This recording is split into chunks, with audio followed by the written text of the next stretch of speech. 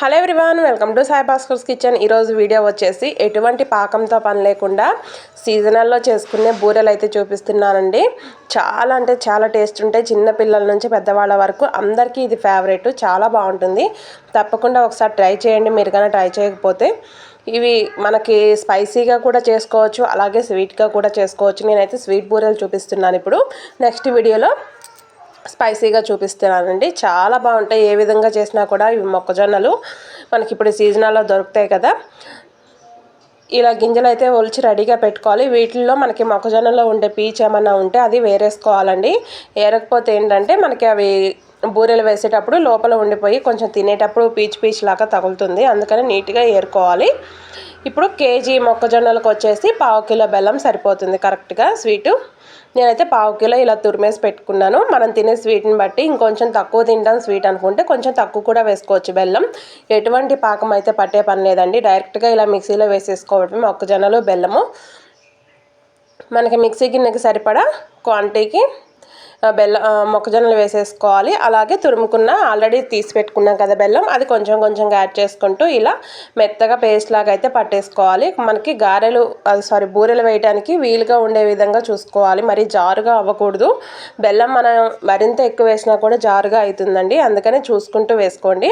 నేను చిటికెడు సాల్ట్ అయితే యాడ్ చేశాను. స్వీట్ కదా, మరీ మొహం కొట్టకుండా ఉండాలని కొంచెం సాల్ట్ ఒక చిటికెడు యాడ్ చేసుకొని మొత్తం కలిపేసుకుంటున్నాను.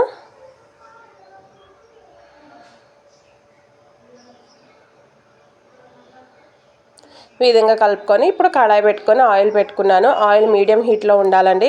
మరీ ఓవర్ హీట్ అయితే మాడిపోతాయి ఊరికనే.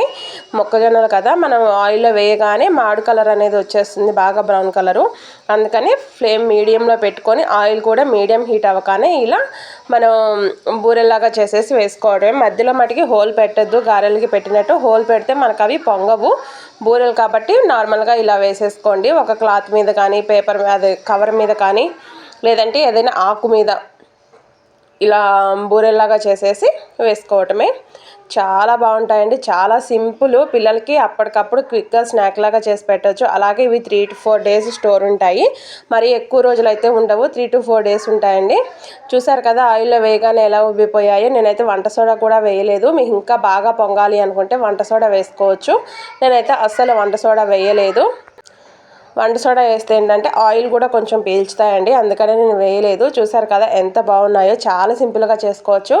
నాకైతే కరెక్ట్గా 15 minutes పట్టిందండి 1 కిలో చేయడానికి. చాలా ఈజీగా చేసుకోవచ్చు. ఎటువంటి వాళ్ళైనా చిన్నపిల్లలు కూడా చేసేయచ్చు, అంత ఈజీ ఇవి. అలాగే అంతకు మించిన ఎక్కువ టేస్ట్ ఉంటాయన్నమాట.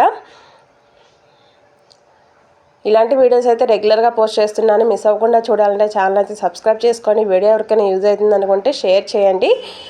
అలాగే వీడియో కానీ నచ్చితే లైక్ చేయండి. మీకు ఒకవేళ వేసేటప్పుడు ఇలా బూరెలాగా రాకపోయినా చిన్న చిన్న బోండాల్లాగైనా వేసుకోవచ్చండి, చాలా బాగుంటాయి.